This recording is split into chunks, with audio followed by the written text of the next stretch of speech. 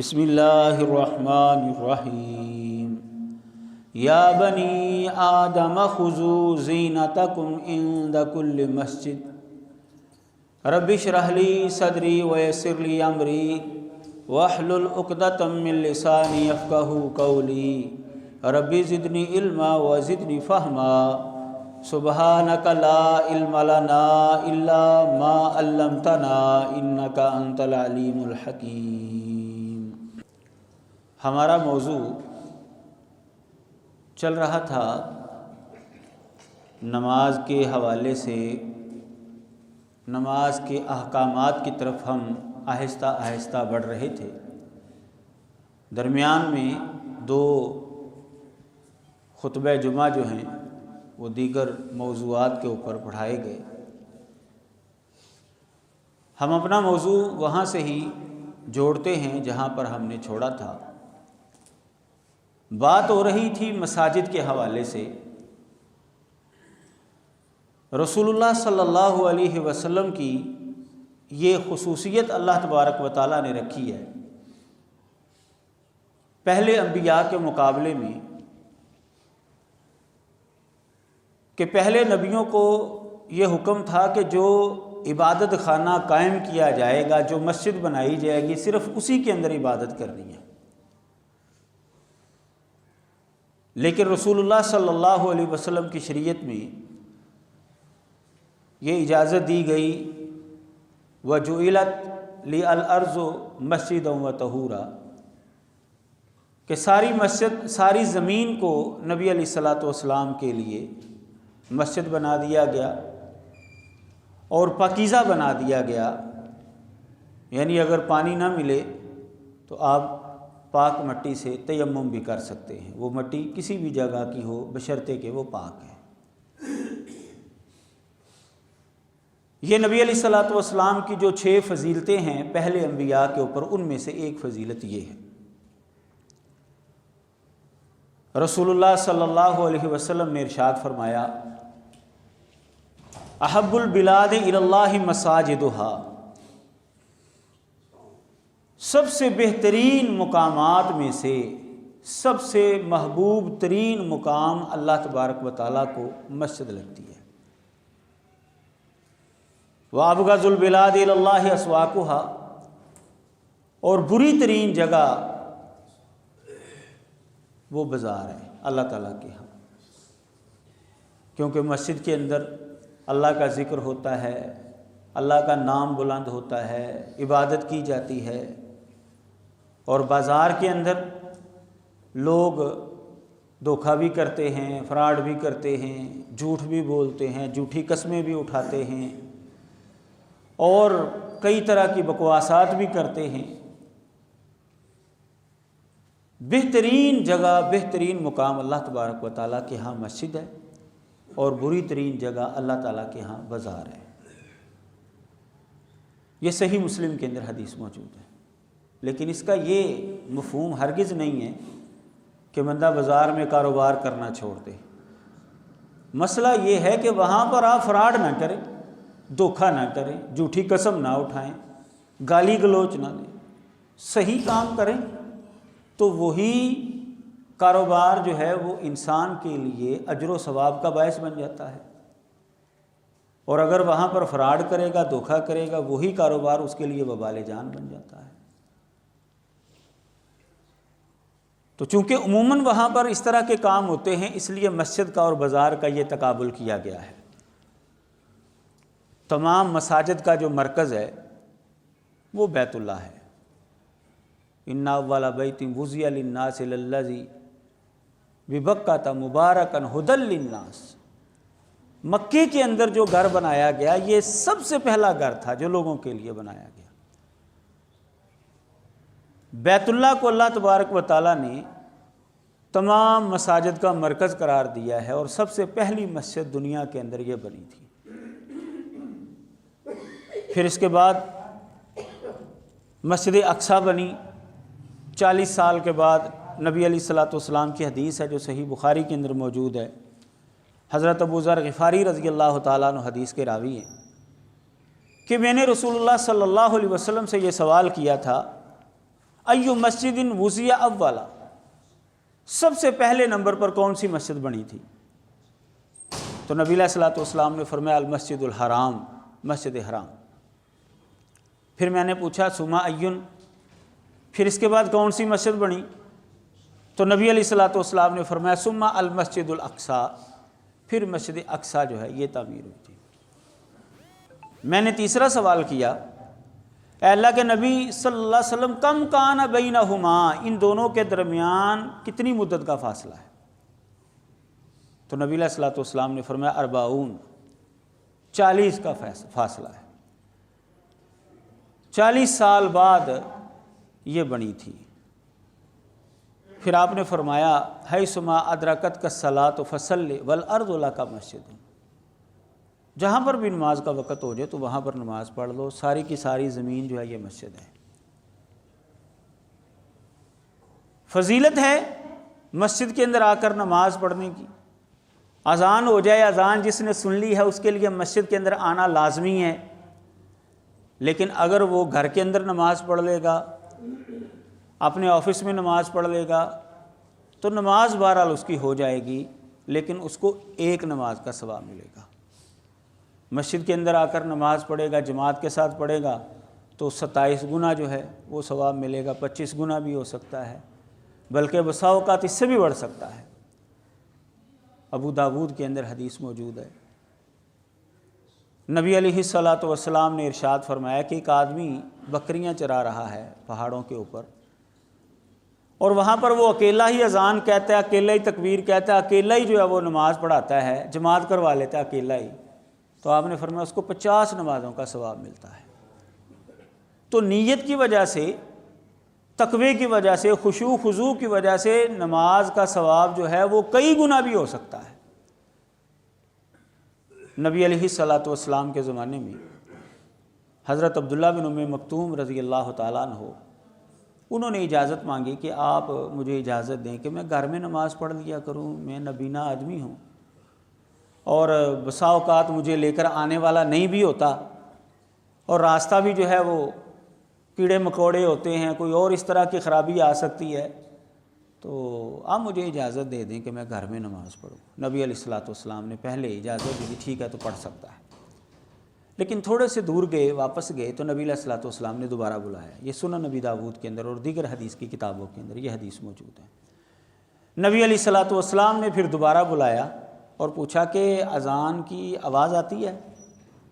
ہاں جی آواز تو آتی ہے۔ آپ نے فرمایا فحیا حلہ، پھر تمہیں آنا پڑے گا۔ کوئی انسان انتہائی مجبور ہو کہ وہ مسجد میں آ ہی نہیں سکتا تو اس کو گنجائش ہے لا یکلف اللہ نفسا الا وسعہا، لیکن اگر کوئی نابینا بھی ہے اور وہ مسجد کے اندر آ سکتا ہے تو اسے آنا پڑے گا، کوئی ہیلا بہانہ جو ہے وہ نہیں چلے گا اس کے لیے۔ جس کو اذان کی آواز آ جاتی ہے مسجد سے، اس کا مسجد کے اندر آ کر نماز پڑھنا ضروری ہے، لیکن اگر وہ دوسری جگہ پر بھی پڑھ لیتا ہے فریضہ اس کا بہرحال ادا ہو جائے گا، لیکن مسجد میں آنے والا جو حکم ہے اس کی نافرمانی کی اس نے، اور اسی طرح جو اس کا ثواب کئی گنا بڑھنا تھا اس سے وہ محروم ہو جائے گا۔ یہ دو خرابیاں اس کے اندر پیدا ہو جائیں گی، بہرحال نماز اس کی ہو جائے گی۔ نبی علیہ الصلوۃ والسلام نے فرمایا صلاۃ فی مسجدی افضل من الف صلاۃ فیما سواہ، میری اس مسجد کے اندر نماز پڑھنا دیگر مسجدوں کے اندر 1000 نماز پڑھنے سے بھی زیادہ افضل ہے، الا المسجد الحرام، ما سوائے مسجد حرام کے۔ بیت اللہ کے اندر نماز پڑھنے کا ثواب اس سے بھی زیادہ ہے۔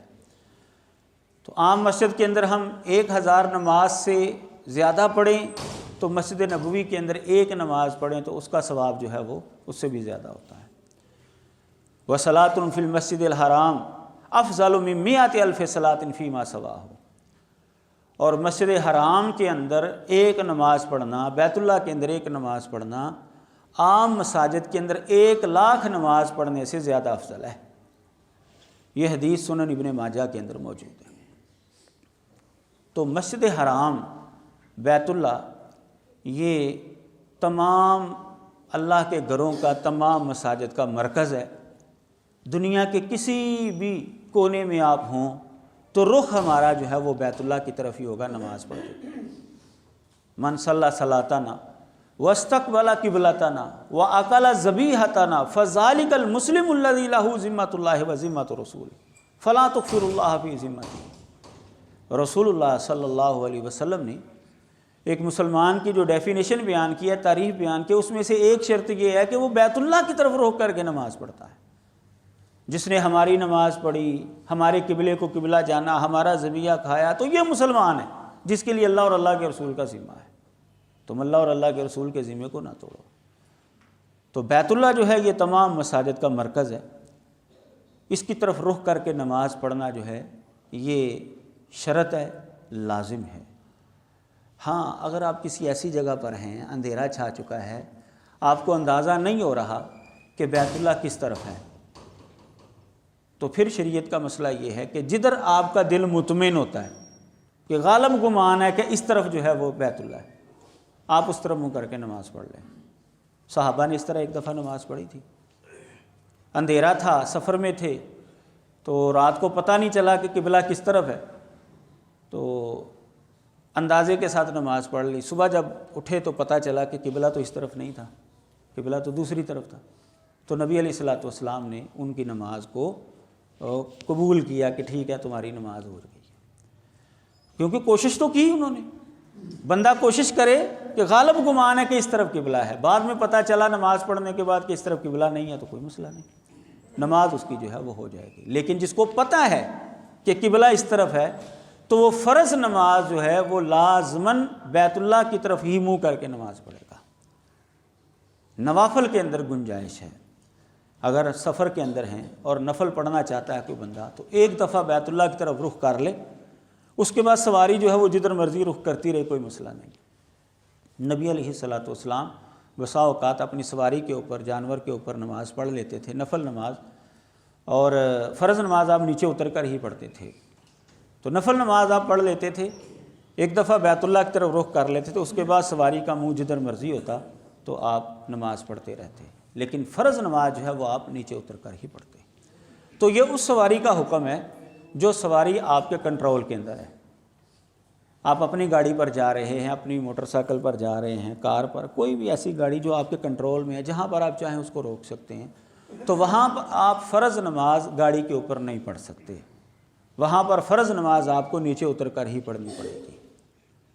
لیکن بعض سواریاں ہیں، آپ کو پتہ ہے کہ وہ ہمارے کنٹرول میں نہیں ہوتی، ٹرین ہے، ہوائی جہاز ہے، اور اس طرح بس وغیرہ، کوئی بھی ایسی سواری جو ہمارے کہنے پر نہیں رکتی، اس نے اپنے وقت پر ہی رکنا ہے یا اپنے سٹاپ پر ہی جا کر رکنا ہے۔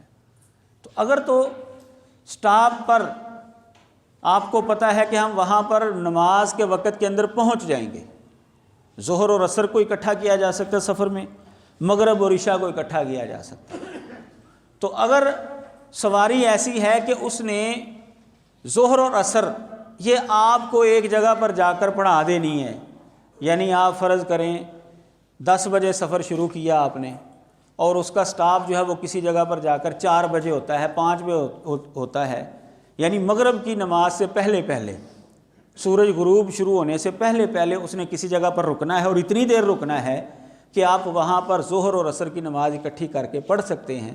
ظاہر ہے جو لمبے سفر ہوتے ہیں وہاں پر پتہ ہوتا ہے کہ یہ سٹاپ کہاں پر جا کر کرنا ہے، تو وہاں پر پھر آپ اوپر نماز نہیں پڑھیں گے، آپ جو ہے وہ نیچے اتر کر ہی پڑھیں گے، کیونکہ آپ کو پتہ ہے کہ جہاں پر اس نے سٹاپ کرنا ہے وہاں پر نماز کا وقت مجھے مل جائے گا، وہاں پر میں نماز پڑھ سکتا ہوں، تو وہاں پر آپ اتر کر نماز پڑھیں گے۔ یہ ظہر اور عصر یہ دونوں وقتوں کو آپ جمع کر سکتے ہیں، دونوں نمازوں کو ایک وقت کے اندر شروع میں کر لیں، اگر ظہر کے بعد جو ہے وہ پہنچی ہے کسی جگہ پر تو آپ اس کے ساتھ عصر پڑھ لیں، اگر وہ عصر کے بعد جا کر پہنچی ہے کسی جگہ پر تو آپ ظہر کو لیٹ کر کے عصر کے ساتھ پڑھ لیں۔ نبی علیہ الصلوۃ والسلام سفر کے اندر 2 نمازیں جمع کر لیا کرتے تھے۔ مغرب اور عشاء کا بھی اسی طرح کا معاملہ ہے، مغرب کے بعد پہنچی آپ مغرب کے ساتھ عشاء پڑھ لیں، اگر عشاء کے بعد پہنچی ہے وہ تو عشاء کے بعد تو رات گئے تک جو ہے وہ ٹائم ہوتا ہے، وہ تو کافی لمبا ٹائم ہوتا ہے، تو آپ مغرب کو جو ہے وہ اس وقت میں جا کر پڑھ سکتے ہیں۔ تو اگر سٹاپ ایسا ہے کہ آپ وہاں پر اتریں گے اور آپ کو نماز کا وقت مل جائے گا تو پھر آپ سواری پر نماز نہیں پڑھیں گے، آپ نیچے اتر کر ہی نماز پڑھیں گے۔ لیکن اگر سٹاپ آتا ہی نہیں اور نماز کا وقت گزرنے کا اندیشہ ہے، یا سٹاپ اس نے کرنا بھی ہے تو اتنا موقع ہی نہیں ملے گا آپ کو کہ آپ نماز پڑھ سکیں، 2 منٹ 3 منٹ، ٹرین عموماً جو ہے آپ کو پتہ ہے آدھا منٹ 1 منٹ جو ہے وہ سٹاپ کرتی ہے، بہت کم جو ہے کسی جگہ پر جا کر زیادہ سٹاپ کرتی ہے۔ تو آپ کو پتہ ہے کہ نماز کا وقت میرا گزر جائے گا سفر کے دوران، تو آپ اس موقع پر گاڑی کے اندر نماز پڑھ سکتے ہیں قبلہ رخ ہو کر، اگر آپ کو پتہ ہے کہ قبلہ اس جانب ہے۔ اور اگر نہیں پتہ تو پھر ظاہر ہے کہ کوشش کریں جہاں پر ذہن مطمئن ہوتا ہے ادھر آپ منہ کر کے نماز پڑھ لیں۔ اس کی دلیل یہ ہے کہ صحابہ نے بحری جہاز کے اندر، کشتی کے اندر جو ہے وہ نماز بھی پڑھی ہے۔ اب یہ سواری ایسی ہے کہ یہ خشکی پر آنے کے لیے یہ کنٹرول میں نہیں ہے، اور آپ کو پتہ ہے کہ کئی دن جو ہے وہ سمندر کے اندر جو ہے وہ سفر ہوتا ہے، پھر جا کر کسی جگہ پر وہ خشکی جو ہے وہ نظر آتی ہے، اور تو وہ نمازیں جو ہیں وہ سواری کے اوپر پڑھی ہیں، کشتی کے اوپر پڑھی ہیں۔ تو اس سے پتہ چلتا ہے کہ ایسی سواری جو ہمارے کنٹرول میں نہیں ہے اور اس کا کوئی ایسا سٹاپ بھی نہیں آئے گا جہاں پر ہمیں نماز کا وقت مل جائے، تو پھر ہم سواری کے اوپر بھی نماز پڑھ سکتے ہیں۔ یہ بالکل درست ہے۔ یہ ہے سواری کے اوپر نماز پڑھنے کے مسئلے۔ نبی علیہ الصلوۃ والسلام نے 3 مساجد کے حوالے سے واضح کیا ہے کہ اگر کوئی سفر کر کے نماز پڑھنے کے لیے وہاں پر جانا چاہتا ہے نا، کہ وہاں پر جا کر مجھے زیادہ ثواب ملے گا، تو وہ 3 مسجدیں ہیں، اس کے علاوہ نہیں۔ صحیح بخاری کے اندر حدیث ہے، نبی علیہ الصلوۃ والسلام نے فرمایا لا تشد الرحال الا الی 3 مساجد، سفر نہ کیا جائے مگر 3 مسجدوں کی طرف ہی۔ کوئی بھی انسان اس نیت سے سفر کرے کہ فلاں مسجد کے اندر جا کر مجھے زیادہ ثواب ملے گا، تو اس کی گنجائش صرف 3 مسجدوں کے اندر ہے بس۔ اس کے علاوہ اور کسی مسجد میں آپ اس نیت سے نہیں جا سکتے۔ ہاں اس نیت سے جا سکتے ہیں، وہاں پر خطیب اچھا ہے، بڑی اچھی تقریر کرتا ہے، اس نیت سے آپ سفر کر سکتے ہیں، لیکن اس نیت سے کہ وہاں پر جا کر مجھے ثواب زیادہ ملے گا، یہ صرف 3 مسجدیں ہیں بس۔ نبی علیہ الصلوۃ والسلام نے فرمایا وہ 3 مسجدیں ہیں، المسجد الحرام، مسجد حرام، و مسجد الرسول، مسجد نبوی، و مسجد الاقصیٰ، اور مسجد اقصیٰ۔ یہ 3 مسجدیں ایسی ہیں کہ آپ باقاعدہ نیت کے ساتھ سفر کر سکتے ہیں کہ وہاں پر میں جاؤں گا تو مجھے ایک نماز کا کئی گنا جو ہے وہ ثواب ملے گا، 1000 نماز سے جو ہے بہتر ہوگی، 1,00,000 نماز سے جو ہے بہتر ہوگی، 500 نمازوں سے جو ہے وہ بہتر ہوگی۔ لیکن کسی اور مسجد کے بارے میں آپ یہ نیت کر کے نہیں جا سکتے، کسی اور وجہ سے آپ جا سکتے ہیں۔ کئی ہمارے دوست جو ہیں وہ کسی جگہ پر جمعہ اس لیے پڑھنے جاتے ہیں کہ وہاں پر بعد میں کھانا ملتا ہے، بالکل ٹھیک ہے، کھانے کی نیت سے آپ وہاں پر سفر کر سکتے ہیں، لیکن ثواب کی نیت سے آپ صرف ان 3 مسجدوں کی طرف، یعنی زیادہ ثواب ہے۔ ویسے تو کسی بھی مسجد میں آپ جائیں گے ثواب تو ملے گا، جیسا کہ احادیث مبارکہ آپ نے سماعت کر لی ہیں، لیکن زیادہ ثواب کی نیت سے صرف یہ 3 مسجدوں کے اندر ہی بندہ سفر کر سکتا ہے۔ اس کے علاوہ اور کوئی نیت ہو تو آپ سفر کر سکتے ہیں۔ مسجد میں کون سے کام ہو سکتے ہیں؟ اس کے لیے ہمیں نبی علیہ الصلوۃ والسلام کی یہ حدیث بتاتی ہے جو ہمارے لیے مشعل راہ ہے۔ صحیح مسلم اور دیگر حدیث کی کتابوں کے اندر حدیث ہے کہ نبی علیہ الصلوۃ والسلام صحابہ کے ساتھ بیٹھے ہوئے تھے مسجد میں، اور ایک بدوی آیا اور اس نے آ کر جو ہے وہ سواری باندھی اور نیچے اترا، اور مسجد میں نہ ایک سائڈ پر ہو کر وہ پیشاب کرنا شروع ہو گیا۔ صحابہ کی نظر پڑی تو اس کو ڈانٹنا شروع ہو گیا، وہ یہ کیا کر رہے ہو، تجھے شرم نہیں آتی، یہ کیا کہ مسجد میں پیشاب کر رہے ہو؟ نبی علیہ الصلوۃ والسلام نے صحابہ کو روک دیا، ٹھہرو، خاموش ہو جاؤ۔ وہ جب فارغ ہو گیا تو نبی علیہ الصلوۃ والسلام نے اس کو بلایا اور بڑے اچھے طریقے سے اس کو بات سمجھائی کہ مسجد میں کون سا کام کرنے والا ہے اور کون سا کام کرنے والا نہیں ہے۔ ہم نے فرمایا کہ مسجد اس کام کے لیے نہیں بنائی گئی۔ مسجد کس کے لیے بنائی گئی؟ انما ہی لذکر اللہ والصلاۃ وقراءۃ القرآن، یہ اللہ کے ذکر کے لیے بنائی گئی ہے، یہ نماز پڑھنے کے لیے بنائی گئی ہے، قرآن مجید کی تلاوت کے لیے یہ بنائی گئی ہے۔ یہاں پر آ کر آپ اللہ کو یاد کریں گے، یہ اس طرح کے کام جو ہے مسجد کے اندر آ کر نہیں کرنے۔ جو آدمی جاہل ہے، جس کو پتہ نہیں ہے، ظاہر ہے کہ ان لوگوں کے سامنے جو ہے وہ اسلام ابھی نیا نیا جو ہے وہ آیا تھا، ان کو تو نہیں احکامات کا پتہ تھا کہ مسجد کے کیا احکامات ہیں، نبی کی شان کیا ہوتی ہے، قرآن مجید کی شان کیا ہے۔ تو بعض حدیث کے اندر آپ کو اس طرح کا کوئی واقعہ مل جاتا ہے جو بڑا عجیب محسوس ہوتا ہے دور حاضر کے اندر۔ نبی علیہ الصلوۃ والسلام کے ساتھ پاس ایک بندہ مانگنے کے لیے آیا، جی مجھے کچھ خیرات دیں، تو اس نے آ کر نبی علیہ الصلوۃ والسلام کے گلے کے اندر جو ہے نا جو چادر آپ نے پہنی اس کو وٹ دینا شروع ہو گیا، مجھے دیں مجھے دیں۔ کوئی ماحول ان کا ایسا تھا، ان کو نہیں پتہ تھا کہ نبی کی شان کیا ہے، احکامات کے، ابھی تو اسلام آ رہا تھا، ابھی تو احکامات آ رہے تھے آہستہ آہستہ، ان لوگوں کو پتہ چل رہا تھا۔ تو یہ بھی بڑا عجیب سا واقعہ کہ بندہ آیا اور اس کو مسجد کے احترام کا نہیں پتہ، اور آ کر اس نے مسجد میں پیشاب کرنا شروع کر دیا۔ ابھی ان کو پتہ نہیں تھا کہ کیا احکامات ہیں۔